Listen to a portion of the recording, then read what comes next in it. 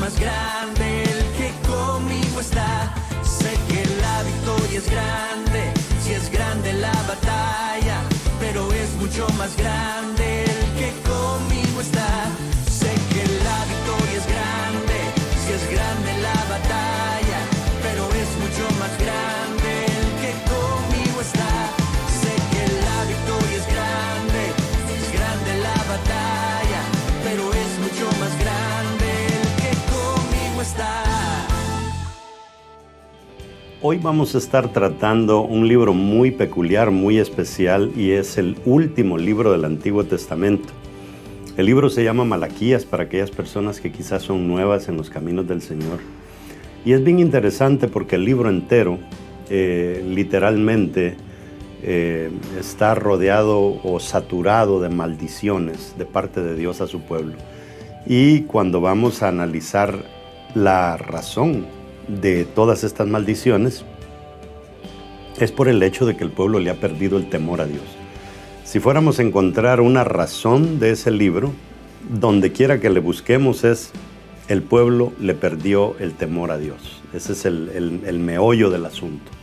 Y vamos a ver, al final del libro casi hay una promesa muy poderosa para aquellas personas que nunca le pierden el temor a Dios y que siempre están ahí, listos para apoyar el reino de Dios y echarlo hacia adelante. Esta prédica te va a ayudar mucho en lo que es el conocimiento de este último libro del Antiguo Testamento y lo que es la promesa que Dios amarra desde este último libro, aún con el libro de Mateo, Marcos, Lucas, Juan, los primeros 4 evangelios, y aún con el Apocalipsis. Espero que no te desconectes, vas a ser muy bendecido.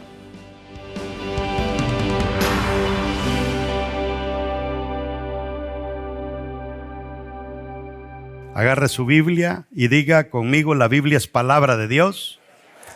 Si Dios lo dice, yo lo creo. Si Él dice que tengo riquezas, soy rico. Si Él dice que tengo salud, soy sano. Si Él dice que tengo salvación, soy salvo. Si Él dice que soy su hijo, soy importante. Por eso, de hoy en adelante, nadie más me definirá. El único que me define es Dios, mi Hacedor. Dele un aplauso al Señor. Esto es algo de lo que tenemos que apoderarnos, porque de lo contrario vamos a terminar viviendo una vida que Dios nunca quiso que viviéramos. Vamos a entrar a la primera prédica, debió haber sido la semana pasada, sobre temor por Dios. Esta es una de las declaraciones que la visión de Vida Real tiene. Ya vamos como por la cuarta cosa, que todo miembro de Vida Real declara que va a ser una persona que le va a temer a Dios. Pero muchas veces la gente le dice a uno: es que pastor, que Dios no es un ogro, Dios no es un monstruo, ¿para qué temerle? Y hoy le voy a aclarar todo eso y lo invito a que lea conmigo en Malaquías capítulo 1, verso 6. Malaquías es un libro que acabamos de hacer, todos aquellos que están haciendo su devocional. Es un libro muy importante. Aprovechemos para darle la bienvenida también a todas las personas que son parte de la iglesia en línea. Démosle un aplauso. Están conectados en diferentes plataformas, en diferentes países. Póngale mucha atención a esta lectura porque nos abre los ojos a entender en sí qué queremos decir cuando decimos hay que temer a Dios. Dice: el hijo honra al padre y el siervo a su señor. Si pues soy yo padre, ¿dónde está mi honra? Dios hablando. Y si soy Señor, ¿dónde está mi temor? Dice Jehová de los ejércitos a vosotros: oh sacerdotes, que menospreciáis mi nombre y decís: ¿en qué hemos menospreciado tu nombre? Usted dirá: oiga, pero eso es para los sacerdotes. Quiero decirle que de acuerdo al Nuevo Testamento, todos nosotros somos sacerdotes de nuestra casa, de nuestro ser. Entonces esto va para nosotros. Y quiero que entienda lo que Dios dice, cómo Él reemplaza la palabra temor por otra palabra. Dice: el hijo honra al padre. Entonces temor quiere decir ¿qué? Honra. Y el siervo a su señor.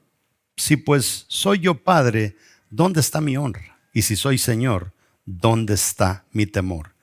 Pero más adelantito dice, oh sacerdotes, que menospreciáis mi nombre. En otras palabras, cuando usted no honra al Padre, cuando usted no honra a su Señor, cuando usted no teme a Dios, ¿qué es lo que está haciendo usted? Usted menosprecia al Padre. Y menospreciar quiere decir asignarle menos valor de lo que algo se merece, ¿verdad? Y siéntese, vamos a elaborar sobre esto. El libro de Malaquías es un libro que describe la forma en que el pueblo de Dios ha perdido el temor por Dios.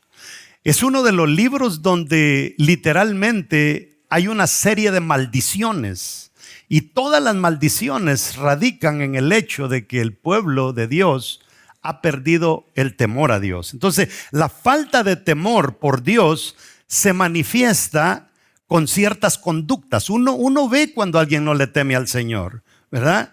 Esas conductas no se pueden ignorar. Por ejemplo, en una ocasión a mí me tocó estar en una reunión con el presidente de Costa Rica, y yo tuve que estar en la reunión 1 hora antes para 5 minutos que nos iba a dar y tener todo listo porque íbamos a tener una reunión con el presidente.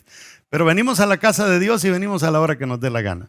Yo voy a hablar con Dios y le voy a decir que a todo el que llegue tarde, si llegó media hora, que le quite media hora de su vida.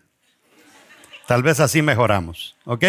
Ahora, al mismo tiempo, la falta de temor a Dios es notoria en las consecuencias que esto está trayendo a nuestra vida. Entonces, cuando nosotros no honramos a Dios, lo podemos ver en la conducta de la gente y lo podemos ver en las consecuencias que la gente está viviendo. Ahora, no toda la persona que está pasando por consecuencias a veces es porque no teme a Dios. Hay cosas que la gente vive que son parte de la formación que Dios tiene para nosotros.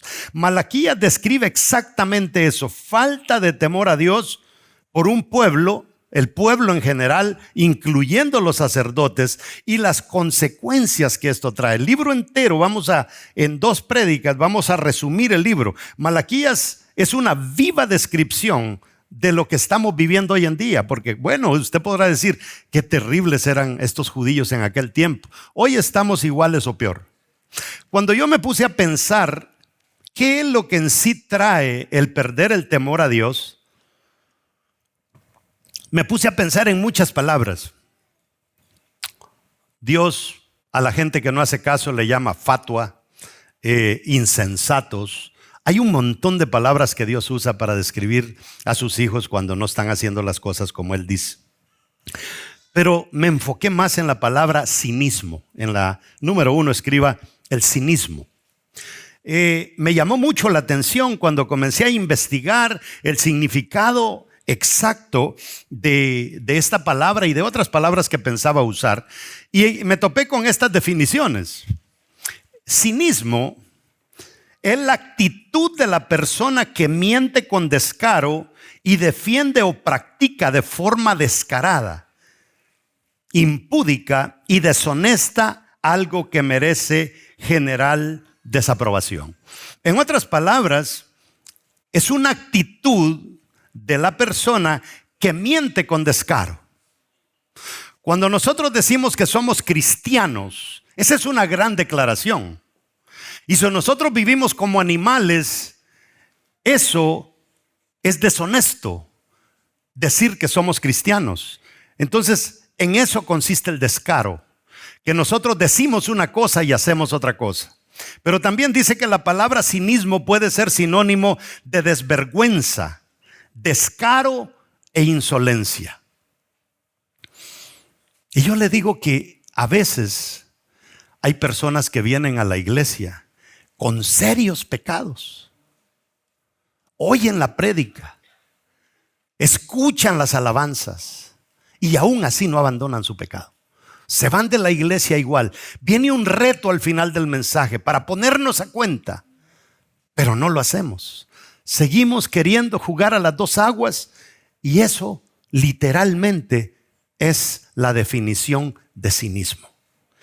Pero también dice que es la falta de vergüenza a la hora de mentir o defender acciones condenables.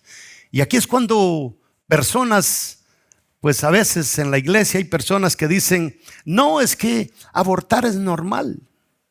Simplemente sacarse una masa de células. No, vamos a la definición.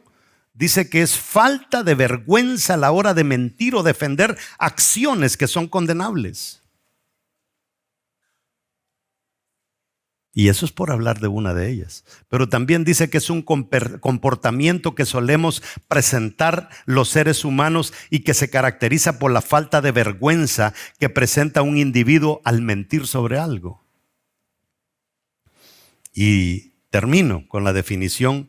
Dice que es el deseo de defender algo reprochable desde la moral, las buenas costumbres o la espiritualidad. Es el descaro de defender.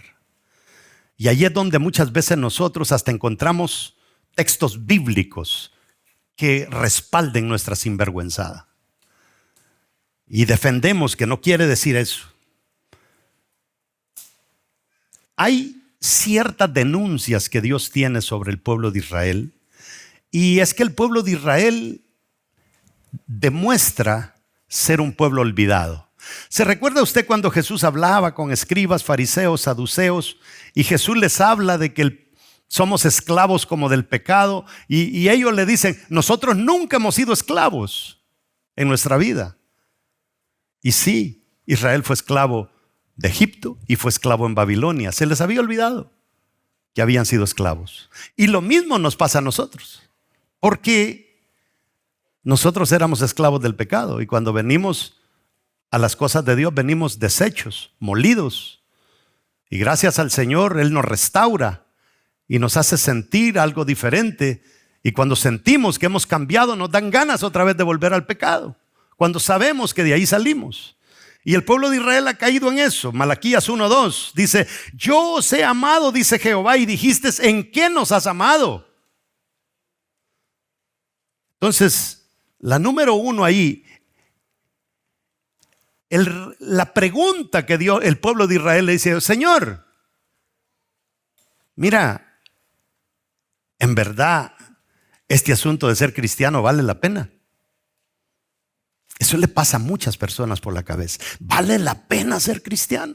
¿Vale la pena servir a Dios? Y es lo que había pasado por la cabeza de Israel. ¿En qué nos has amado? Y entonces esto, cuando usted lee, yo os he amado, dice Jehová, y dijiste, ¿en qué nos has amado? ¿No eres aún menor que Jacob? Y dice Jehová, y amé a Jacob. En otras palabras, Dios le está hablando a un pueblo descendiente de Jacob. Y Dios les está diciendo, a ustedes no les tocaba nada de bendición. La bendición era para Esaú, pero yo tomé la decisión por las conductas de Esaú de quitarle la primogenitura, dársela a Jacob para que ustedes fueran bendecidos. ¿Cuántos vecinos tenías en tu casa, en tu país? Y los pobres siguen allá, algunos hicieron mareros, los mataron, y tú estás aquí con la bendición de Dios. O sea, lo que Dios te está diciendo es, desprecié a Esaú y te agarré a ti, Jacob, y te tengo aquí, y todavía te preguntas si vale la pena servir a Dios. Todavía te preguntas si vale la pena ir a la iglesia. Porque toda persona que dice, no, yo voy a ir una vez al mes a la iglesia, lo que está diciendo es que vale más la pena ir a trabajar que venir a la iglesia. Número 2. Descaros del pueblo de Israel. Mire las preguntas. ¿En qué hemos menospreciado tu nombre, Señor? Entonces esto ofende a Dios, porque literalmente todo lo que Israel está haciendo es un menosprecio al nombre de Dios. Y decís, dice el verso 6 del capítulo 1, parte B, y decís, ¿en qué hemos menospreciado tu nombre? Viven como animales, hacen lo que les da la gana, no practican las cosas que deberían practicar. Yo les predico y hacen otra cosa, porque, amados hermanos, si hay una cosa que yo intento hacer es traerle a usted una palabra que valga la pena. Y a veces yo me pregunto, y yo he llegado a tener estas conversaciones con mi esposa y le digo, yo creo que ya ni predicar, ya no quiero ni predicar, porque es que predico y predico y a veces la gente sigue haciendo las mismas cosas y uno dice, ¿valdrá la pena si aquí les entra y aquí les sale? Entonces, ¿en qué te hemos menospreciado, Señor? Menospreciar no es expresarle a Dios y decirle te menosprecio. Menospreciarlo es cuando Dios te da una palabra y tú el día siguiente estás haciendo lo contrario de la palabra que Dios te dio. Menospreciar a Dios es haber cantado el domingo un corito, una alabanza que confesaba cosas positivas y sales de la iglesia a hacer lo contrario. Eso es menospreciar a Dios. Pero la tercera cosa, le dicen, ¿en qué te hemos cansado, Señor? O sea, llega un momento en que Dios se cansa. Se cansa.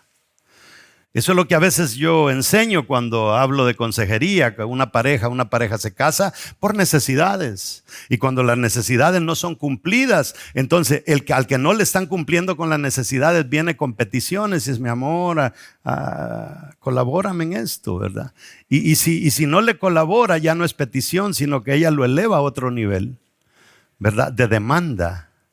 Y después de la demanda, pues ya viene, o me lo vas a hacer hijo de tal por cual, o qué estás pensando, ¿verdad? Cómo se va escalando la cosa. Llega un momento en que se pierde la paciencia y Dios pasa por eso. O sea, Dios se cansa. Mire lo que dice el capítulo 2, verso 17. Habéis hecho cansar a Jehová con vuestras palabras.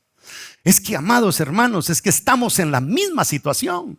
Hablamos con Dios, vamos a comer a la mesa, le damos gracias por la comida, venimos a la iglesia, oímos el mensaje, cantamos los coritos, pero en la vida real seguimos siendo los mismos. ¿Qué sentido tiene ese evangelio, por el amor de Dios? No tiene lógica. ¿En qué le hemos cansado? Y aquí viene Dios y dice, en que decís, cualquiera que hace mal agrada a Dios, y en los tales se complace. O sea, lo que nosotros decimos cuando alguien te predica y te dice hacer esto es malo, y tú vas y haces el mal que Dios dice que no hagamos, literalmente tú le estás diciendo a Dios, es que a Dios no le molesta que yo haga el mal porque no me ha matado todavía. Sigo vivo y es más, me está yendo mejor. Antes iba a la iglesia 3 veces a la semana, hoy voy 1 vez al mes y estoy ganando más. Lo que no entendemos es que Dios no nos va a juzgar por lo que estoy haciendo hoy, sino que Dios es paciente y acumula un todo, pero cuando te deja ir la descarga, te la deja ir con todo. Y entonces te levantas y dices, ¿por qué, Señor? Entonces Dios ya se cansó del pueblo. 4, ¿en qué hemos de volvernos, Señor? O sea, fíjese lo que le están diciendo, Señor, nosotros estamos bien. No sé por qué esa regañadera tuya, Señor. Eso es lo que pasa a veces con los hijos, que uno les da un consejo y el malo es uno. Dice el capítulo 3, verso 7, desde los días de vuestros padres os habéis apartado de mis leyes y no las guardáis. Volveos a mí y yo me volveré a vosotros. Esto es interesante, hermanos. O sea, llega un momento en que Dios se harta, se cansó, se hartó. Y dice, volveos a mí y yo me volveré a vosotros. ¿Qué quiere decir eso? Que Dios ya se alejó. Dios ya no está contigo. Es más, quizá te está yendo bien por el rebote que te están trayendo las bendiciones de algunas cosas buenas que hiciste. Pero ya vamos a llegar a una porción donde Dios mismo dice, es más, dice, te maldigo y voy a maldecir encima de eso tus bendiciones. O sea, ya no, ni las consecuencias de haber hecho algo bueno te van a favorecer. Entonces Dios se cansó con Israel y estamos llegando a un punto nosotros hoy en día. No estoy hablando de la iglesia, sino como humanos en general. 5, ¿qué cosa mala hemos hablado contra ti? Y Dios se lo saca en cara. Le dice en el capítulo 3, verso 13, vuestras palabras contra mí han sido violentas, dice Jehová. Y dijiste, ¿qué hemos hablado contra ti? Oiga, hermano, es que es terrible cuando nosotros caemos en una situación nos ponemos de tú a tú con Dios, sabiendo que nosotros estamos mal. Y eso pasa a veces en las parejas. El marido sospecha que la mujer le está siendo infiel. Y como que él tiene cosas fundadas y le dice, pero es que yo siento, hay algo, o sea, te has enfriado, no estás igual. Es que siempre vienes con lo mismo. Y es que si me sigues hostigando va a llegar un momento en que lo voy a hacer. Y lo está haciendo. Pero cree que por levantar la voz, ella va a demostrar que está siendo inocente. O al revés, el hombre sinvergüenza que viene y le dice, si sigues con esa treta me vas a perder porque la verdad es que ya no te aguanto. Y después termina comprobando que sí estaba siendo infiel y le dice, fue por culpa tuya, pero él ya lo estaba haciendo. Eso es lo que pasa hoy en día y eso pasaba en aquellos días. Segunda cosa que quiero hablar ahí en su mensaje, en su bosquejo. Nosotros, mis amados hermanos, separados de Dios no podemos hacer nada. Quizás sientas que te va bien por un tiempecito, pero llega un momento en que Dios se cansa. Manifestaciones y consecuencias del cinismo. Tenemos que parar con el cinismo. Porque va a llegar un momento, yo le voy a decir una cosa, si usted no ha venido al Señor, de por sí Satanás le trae ganas. De por sí Satanás ya comienza a desbaratarle toda su vida. Y es solamente a través de Dios que nosotros podemos ver que todavía mi situación tiene solución. Hace un par de días subía algo a las redes sociales de este cuadro que está en el Museo del Louvre en Francia. Y es un cuadro que se llama Jaque Mate. Tiene que ver con el ajedrez. Está Satanás jugando ajedrez con el rey. Y el rey tiene una postura como de que fallé, perdí el juego. Y Satanás tiene su sonrisa pícara, como quien dice, le gané al rey. Y hay un ángel detrás, como quien dice, viendo el asunto, ¿verdad? Sí, Satanás ya ganó. Pero un día llegan un grupo de campeones del mundo en diferentes prácticas. Y allí va el campeón del mundo de ajedrez. Y comenzaron en el museo a enseñarle los diferentes cuadros a las diferentes personas. Y llegó el guía y le muestra el cuadro de Jaque Mate al grupo, pero al que le llamó mucho la atención fue el campeón de ajedrez. Sin darse cuenta, el guía, todo el mundo comenzó a moverse y esta es la pintura de no sé quién, esta es la pintura de no sé quién otro, pero el campeón de ajedrez se quedó viendo el cuadro y no se iba. Y al rato se percatan que se había quedado el campeón de ajedrez. Regresa el guía y le dice, oiga, vamos avanzando. Y le dice, es que no me puedo ir de aquí. ¿Y por qué? ¿Cómo que no se puede ir? Es que hay algo aquí, es que usted no entiende. Yo soy el campeón del mundo de ajedrez. O sea, yo tengo que analizar la jugada que hay ahí en esa tabla. Y le dice, he llegado a la conclusión que ustedes van a tener que hacer algo.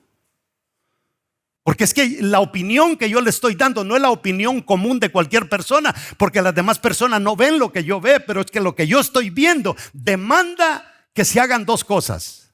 O cambian el cuadro o le cambian el nombre al cuadro que dice Jaque Mate. Porque después de analizar la jugada, yo he llegado a descubrir que el rey todavía tiene una oportunidad para mover otra ficha. Y esa es la realidad de nosotros. A veces llegamos a un momento en que sentimos que ya la cosa no tiene remedio, pero solamente a través de Dios nos damos cuenta que Dios todavía tiene una jugada más con nuestra vida. Y el juego todavía no se ha perdido. Pero no lo podemos hacer jugando con Dios, perdiéndole el respeto a Él. Número 1, ahí en eso estamos en la número 2, manifestaciones y consecuencias del cinismo, pongámosle literal A si usted quiere. Se pierde la honra a Dios. Y eso de perderle la honra a Dios es tremendo. Uno de los mandamientos habla de honrar a Dios y otro de los mandamientos habla de honrar al padre y a la madre. Y es más, la Biblia nos enseña que al hacer eso vamos a tener largura de días como hijos por honrar a mamá y a papá. Pero Dios nos pide que honremos a mamá y a papá Porque físicamente nosotros entendemos la honra que nosotros le debemos de dar a Dios también físicamente, aunque es un Dios que no lo podemos ver. Cuando nosotros honramos a mamá y a papá, sabemos las caricias que a veces vienen de mamá o de papá, los cumplidos, las gracias, el agradecimiento, y se siente bonito, porque mamá y papá están vivos y están enfrente de nosotros. Pero cuánto más nuestro Dios, que antes de que tuviéramos a mamá y papá, Él ya era nuestro Padre. Cuánto más Él nos ama y nos va a dar más que lo que mamá y papá quizá nos están dando. Y hay algo en la cultura judía que nosotros no lo tenemos en nuestra cultura. Y es que cada persona, hebrea, judía, bueno, hebreos digamos, honran a papá y honran a Dios al mismo tiempo. No hay separación el uno del otro. Por eso cuando el hijo pródigo se va y peca y vuelve en sí, ¿qué dice el hijo pródigo? Me levantaré. ¿Y qué dice? E iré a la casa de mi padre. Y le diré. ¿Qué dice que le va a decir? Padre, he pecado contra el cielo y contra ti. No hay diferencia. Cuando yo le fallo a papá, le fallo a Dios. Y cuando le fallo a Dios, le fallo a papá. Van de la mano. Entonces, es algo que nosotros debemos de entender. Que todo hijo que es un descarado con su mamá o su papá, literalmente no honra a Dios. Lea conmigo el verso 6 del capítulo 1. El hijo honra al padre, es el que leímos al principio, y el siervo a su señor. Si pues soy yo padre, ¿dónde está mi honra? Entonces, el cínico no honra a Dios. Y la honra a Dios lo podemos hacer de diferentes maneras. Cuando nosotros obedecemos su palabra, pero según el verso 6, el pueblo ya no honra ni teme a Dios. Y por eso Dios, ¿qué hace Dios? Dice, como no me honran, dice, malditos son. ¿Por qué? ¿No te honro? ¿En qué lo notaste, Señor, que no te estoy honrando? O dices que cuando me traen la ofrenda, me traen lo peor. Entonces la deshonra a Dios es cuando tú le das lo peor. La deshonra a Dios es cuando tú dices, voy a ir al culto de las 2 porque tengo un montón de cosas personales que hacer, voy a ir a salir con eso. Eso es una deshonra. Voy a ir, pero voy a llegar el culto comienza a las 11:30, yo llego a las 12, de todas maneras escucho un poco la prédica y ya tanto aburrido me tiene el pastor y ya cumplí con eso. Pero también cuando tú vienes y le das lo peor al Señor, tu testimonio es de lo peor, tu forma de vida es de lo peor, tus ofrendas son de lo peor. Eso es lo que Dios reclama, las ofrendas, porque es que de la forma en que tú ofrendas demuestra la forma en que tú honras a Dios. Y ahora le digo que hay un bombardeo en las redes sociales de que el diezmo, que es del Antiguo Testamento, que el diezmo lo predican los pastores porque se quieren robar el dinero de la gente. Yo no sé cómo alguien podría decir que aquí hay un robo en todo esto. No darle a Dios es deshonroso. Y darle lo peor a Dios también es deshonroso. Entonces, si le vamos a dar a Dios, démosle lo mejor. Si le vamos a dar adoración a Dios, démosle lo mejor. Démosle la actitud correcta, al Señor se lo merece. 2, el liderazgo le saca el corazón a Dios. No que va y le mete la mano y le sacan el corazón a Dios. No, le sacan la entrega a Dios. Malaquías 2:2 dice, si no oyereis y si no decidís de corazón dar gloria a mi nombre, ha dicho Jehová de los ejércitos, enviaré maldición sobre vosotros. En otras palabras, cuando yo le quito el corazón a la obra.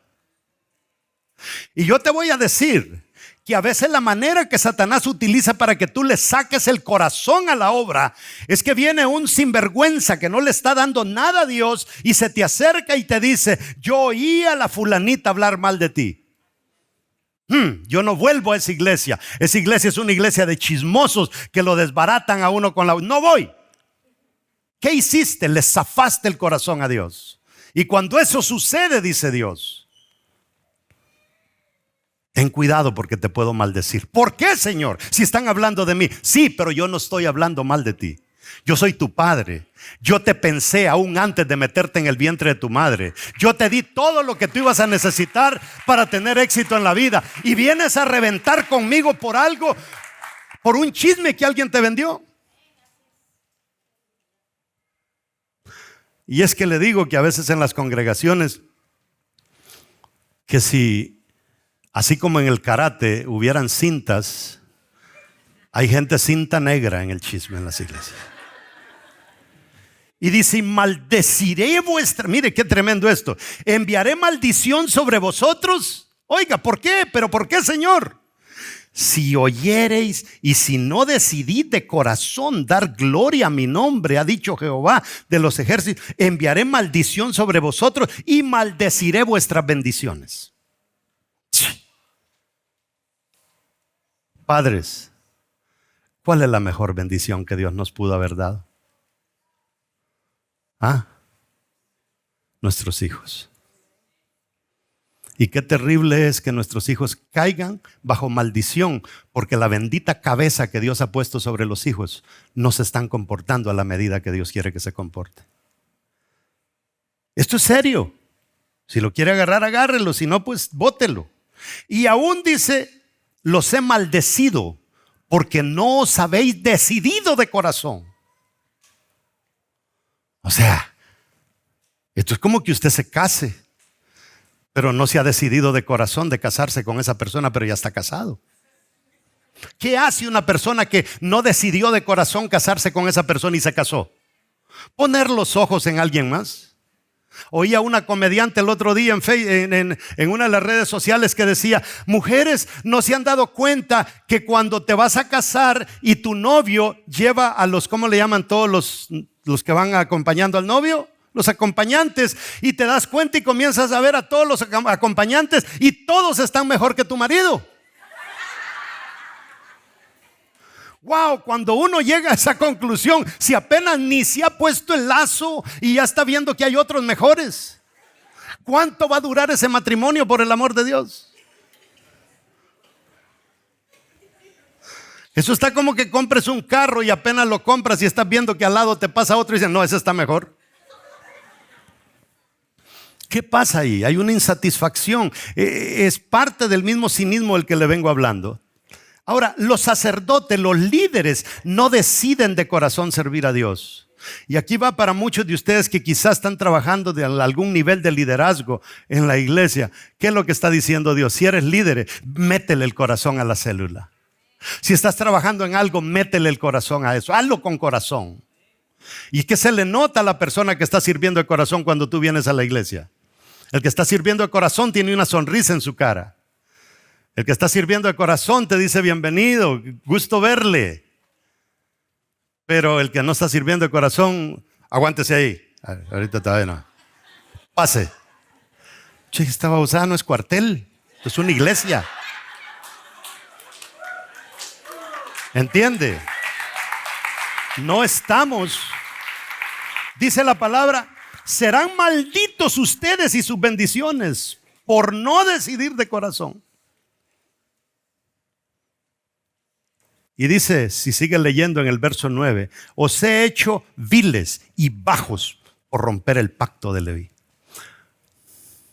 ¿Qué pasa cuando usted es un vil y usted es un rebajado? Nadie cree en usted.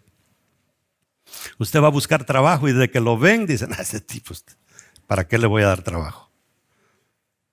Si tiene fracaso escrito en todo su cara. Ahora, cuando se le saca el corazón a algo, a alguien, rompemos cualquier pacto. Porque es que sacarle el corazón a tu matrimonio, rompes ese pacto. Si le sacas el corazón a tus hijos, rompes el pacto como padre.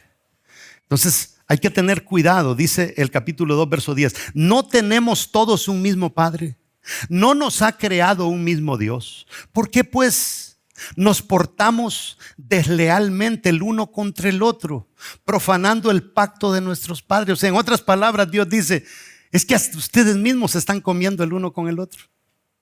Amados hermanos, aquí tenemos nosotros en Estados Unidos una situación en las iglesias que no es fácil. Y es que la verdad es que en toda sociedad no es fácil. Hay gorditos, hay flaquitos, hay altos, hay bajos, hay negritos, hay blanquitos, hay pelo rizado, hay pelo liso. Hay de Guatemala y de El Salvador, hay de Honduras, hay de México. Hay miles de razones para no caernos bien. O sea, nosotros vivimos en un mundo que cuando sentimos que tenemos un poquito más de poder que el otro, como que eso me da la libertad para ver de menos a otra persona. Y hay gente de ustedes que vienen de países más ricos que otros, pero eso no hace superior a una persona que a la otra. Un día hablaba con una persona y me decía, pero tu país tan chiquito, ¿qué posibilidades tiene? Y yo le digo, pero es que no se trata del tamaño del país, se trata del tamaño de la idea de quien lo lidera. Entonces, es interesante ver que hay miles de razones por las cuales pueden haber discordias, pueden haber diferencias en una congregación. Pero cuando entendemos que no importa si es de Guatemala, si es de Venezuela, si es de Colombia, que todos llevamos el ADN de nuestro Dios, todos somos hermanos. Ahora, el que le saca el corazón a todo, le dije ya, termina siendo un desleal. Me han cansado, dice Dios en el verso 17, por lo que dicen. O sea, ¿qué es lo que dicen? Que Dios se agrada y se complace en el mal. Eso es lo que el pueblo está diciendo. No es que a Dios le gusta que seamos malos. Y eso lo estamos viendo hoy en día. Usted sabe que hay personas deshonestas que confiesan ser cristianos. Hay personas deshonestas que dicen soy evangélico. Hay personas deshonestas que dicen soy católico. Hay personas deshonestas que dicen soy testigo de Jehová. Personas deshonestas que dicen soy mormón. ¿Qué es lo que está pasando ahí? Lo que estamos diciendo es que a Dios no le afecta que nosotros hagamos el mal. ¿Sabe una frase bien bonita que acuñaron los gringos hace años? Dice que nosotros todos los días vamos a pecar, hermanos. Por eso es que el Señor dio su vida por nosotros, porque sabe que cada día vamos a meter las extremidades. Por eso Él se cansó de tanto sacrificio y sacrificó a su Hijo por nosotros. Hasta ahí todo va bien. Entiendan, dice, que nosotros somos un producto bajo construcción. Suena bonito. Cada día el Señor pone un ladrillo en nosotros, pero también es una gran excusa para ser un sinvergüenza delante de Dios. No, es que peco, Señor, porque yo todavía estoy bajo construcción. Y tienen 30 años de ser cristianos y todavía los inútiles están bajo construcción. Llega un momento en que Dios se cansa. Habéis hecho cansar a Jehová, dice el verso 17 del capítulo 2. Con vuestras palabras y decís, ¿en qué le hemos cansado? En que decís, cualquiera que hace mal agrada a Jehová y en los tales se complace. O si no, ¿dónde está el Dios de justicia? Esto sucede con la gente, mis hermanos. ¿No ha oído usted por casualidad a gente que dice, es que era una mentirita piadosa, hermano? Eso no existe. Una mentira o es mentira. Eso es como que una persona que está metiendo las extremidades en tener relaciones sexuales con alguien que no debe tener relaciones sexuales, diga, es que no fue completo, o sea, no consumamos el asunto, lo hicimos a un 10%. No existe un 10%. Desde que comprometiste un 1%, ya fallaste. Ahora, número 3, se pierde el respeto por Dios. Dios se torna como inmerecedor de lo mío. Cuando tú no ofrendas y ni diezmas, lo que tú estás diciendo es que Dios no se merece lo mío. Ahora, El diezmo es peor, porque cuando tú no diezmas lo que estás diciendo, Dios no se merece ni lo suyo. Yo me merezco quedarme con lo de Él. Porque yo no veo ninguna persona quejándose en las redes sociales porque fue a comer a un restaurante y le cobraron el 6.25 de impuestos. Pero sí hacen un relajo porque tienen que darle a Dios lo suyo. ¿Por qué? Mire, justo hoy veía algo de una persona que están por cerrarle su establecimiento porque no le está reportando al gobierno los impuestos que le está cobrando de la comida a la gente. Porque es una ley que vas preso, te cierran el changarro si lo haces. Pero Dios que se aguante. ¿Cómo se le llama eso? Cinismo. Ahora, por robarle a Dios diezmos y ofrendas, dice, son malditos con maldición. O sea, si te queda la duda, es maldito tras maldito.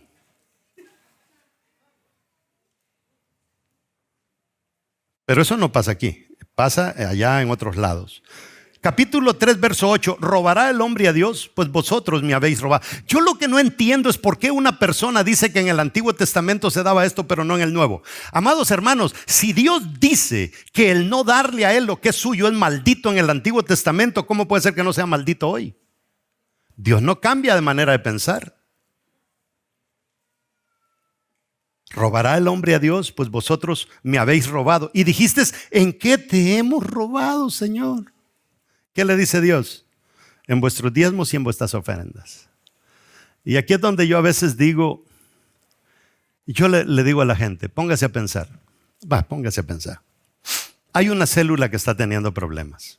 Su líder está fallando demasiado. Y viene el líder, viene la cabeza de esa célula, del grupo ese. Y viene al pastor y le dice, pastor, yo no puedo tener a fulano porque es que hay unos rumorcitos sobre él. No lo puedo poner a liderar. Y de repente llega a la iglesia un día una persona que trae su mochila en el lomo. Y dice, hermano, yo soy cristiano, yo trabajo células, he aprendido la metodología, me funciona muy bien, solamente que tengo un problemita. Bueno, aquí en la mochila le dice el pastor, ¿y qué traes en la mochila? Y le dice, bueno, es que acabo de asaltar el banco que está ahí en la esquina, pero no pasa nada. ¿Lo ponemos a liderar la célula, hermanos? ¿Sí o no? ¿Por qué? Porque robó. Pero si hay líderes de célula que asaltan a Dios y siguen liderando. Dígame qué es peor. Dígame qué es peor. Asaltan a Dios y normal. Pero qué buenos somos para aplicarle la ley a otro. Pero no nos la aplicamos a nosotros mismos. Ahora, Dios, en medio de todo esto,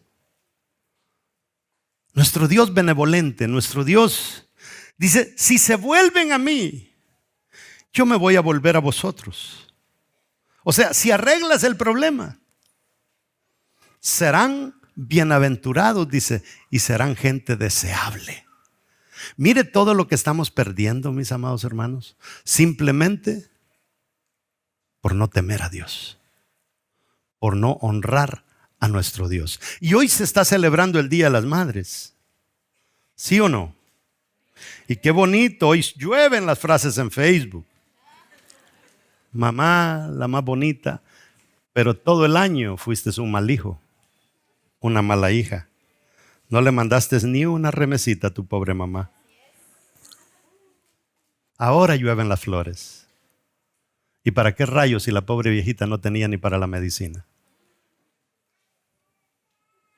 Dice el capítulo 3, verso 12, y todas las naciones os dirán bienaventurados, porque seréis tierra deseable, dice Jehová de los ejércitos. ¿Qué quiere ser usted? ¿Tierra maldita o tierra deseable? Es decisión nuestra. Y 4, se pierde el valor a Dios. Habéis dicho, por demás es servir a Dios. Y esto lo decimos, lo dice la gente acá, es que no vale la pena servir a Dios, la verdad es que Cuando me hice evangélico, peor me fue. Cuando me metí a la iglesia, me quitaron el trabajo. Cuando me metí a la iglesia, me dejó la novia. Cuando me metí a la iglesia, me dejó mi mujer. La mujer no te dejó porque te metiste a la iglesia. La mujer te dejó porque había sido un sinvergüenza y por ser sinvergüenza viniste a la iglesia. Era por un cúmulo de cosas que ya traías y por eso te dejó, pero no le eché la culpa a Dios. Porque eso es perderle el valor a Dios. Alguien le había pedido por ahí que me regalara algo. Escuchaba esto, bueno, me escuchaba a mí mismo, fue algo que subí a las redes sociales el día de ayer. Y está esta hermana y su hermano que van a una floristería a comprarle un ramo de flores a su mamá porque es Día de las Madres. Y su mamá vive a 300 kilómetros de la ciudad.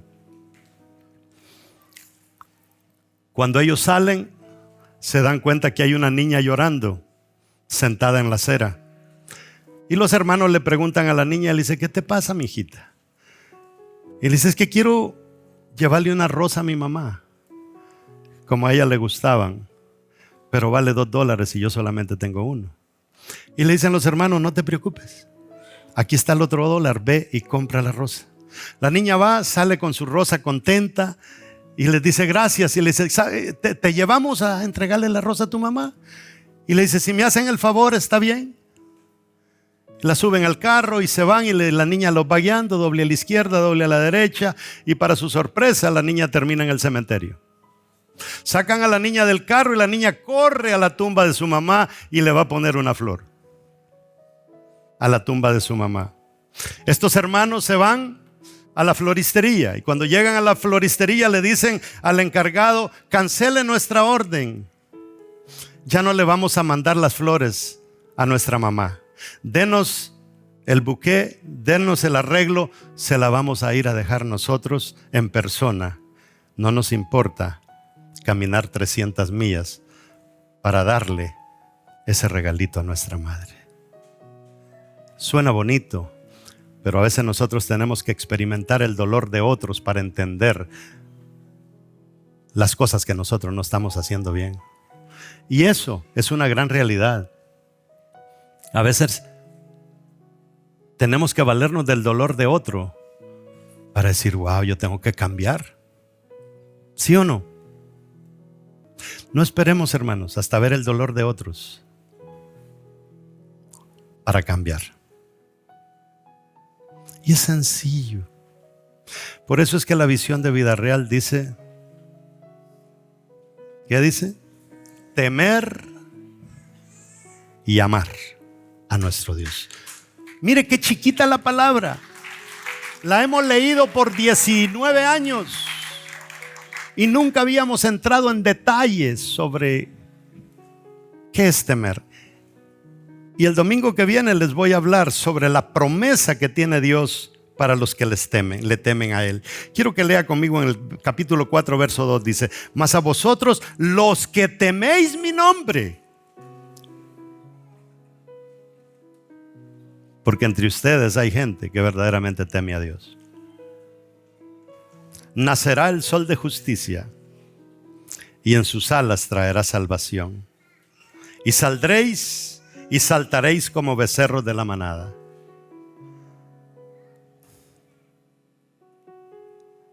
¿Qué quiere decir eso?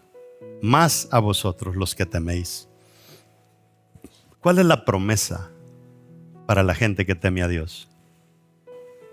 El sol de justicia. ¿Y quién es el sol de justicia? Jesús. Ese es el regalo que Dios tiene para los que tememos. Pero si usted sigue leyendo, dice que Dios hará volver el corazón de los hijos a los padres y el corazón de los padres a los hijos. Gracias a la palabra que los que tememos vamos a predicar. Gracias a las células que los que tememos vamos a abrir. Gracias a los predicadores que temen a Dios y que no van a parar de predicar la palabra. Los corazones de los hijos se volverán a los padres. Ve cómo nosotros definitivamente nos robamos el privilegio de ser luz, simple y sencillamente por dejar de temer a Dios. Parece sencilla la palabrita. ¿Cuántas letras tiene? 5. ¿Sabe qué? ¿Cuántas letras tiene amor? A-M-O-R. 4 letras. Las 2 palabras son bien sencillitas, cortitas, pero muy poderosas. Casi son iguales. Casi que si le quita la T, casi que quedamos con amor. Es tan sencillo.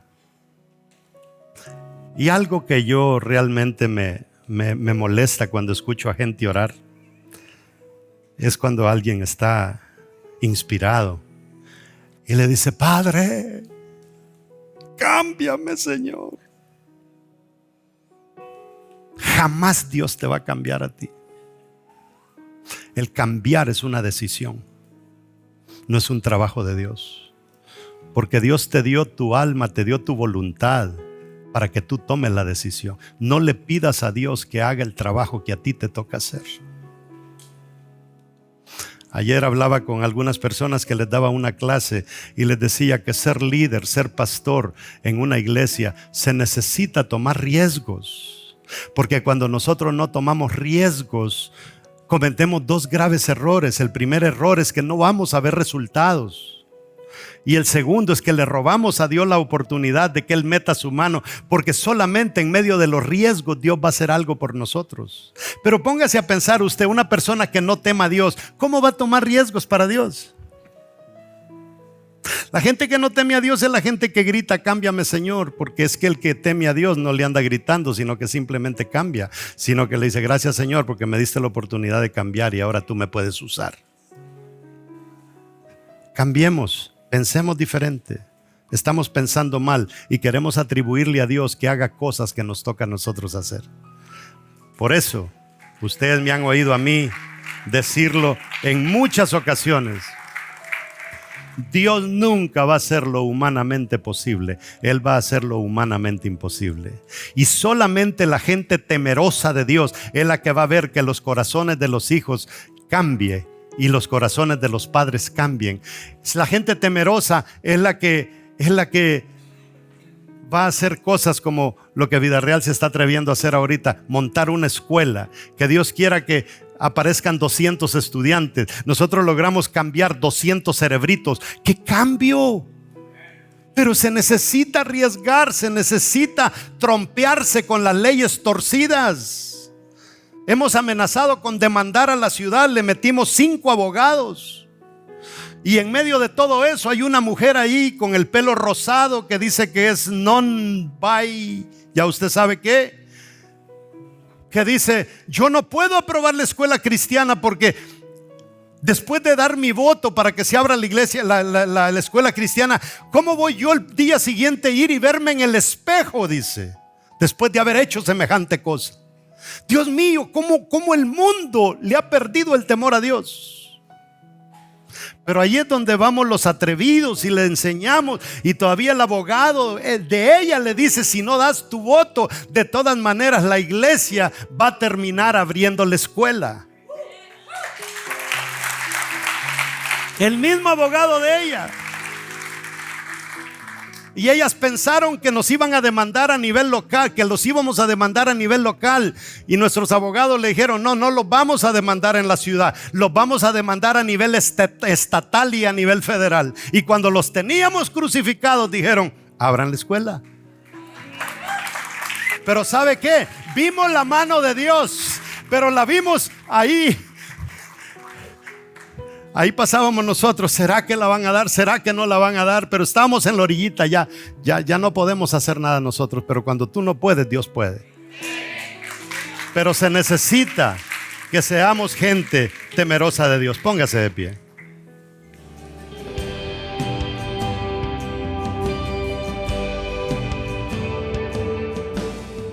Como has podido escuchar, hemos estado hablando sobre cuando el ser humano se vuelve cínico ante Dios, y vemos pues las manifestaciones y consecuencias del cinismo.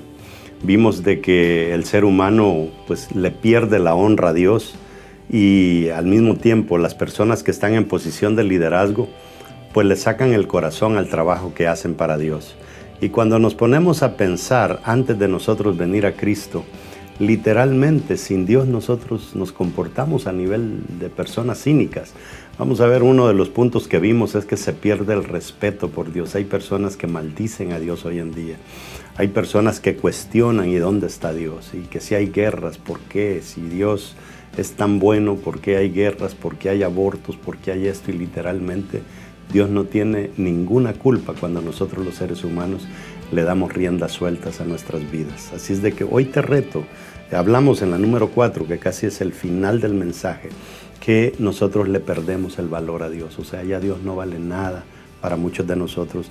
Y así viví yo, o sea, viví una vida antes de servirle al Señor que literalmente para mí Dios no tenía mucho valor hasta que me encontré con Él y Él pudo transformar mi manera de pensar sobre quién Dios es y la importancia de Dios.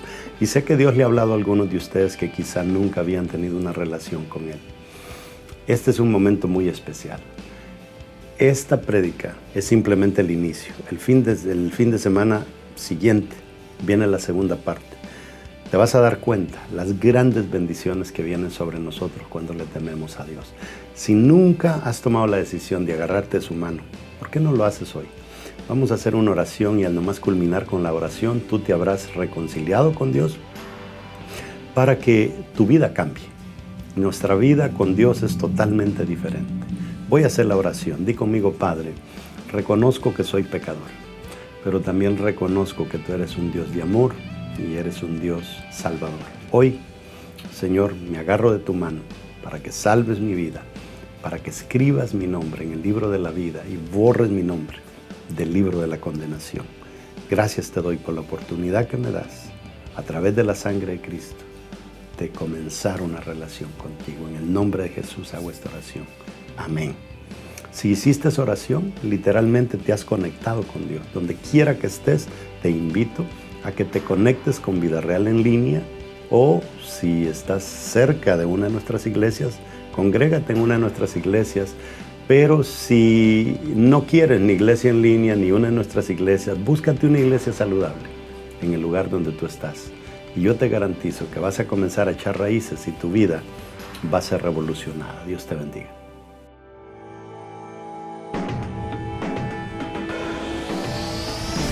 Sé que la victoria es grande, si es grande la batalla, pero es mucho más grande el que conmigo está. Sé que la victoria es grande, si es grande la batalla, pero es mucho más grande el que conmigo está.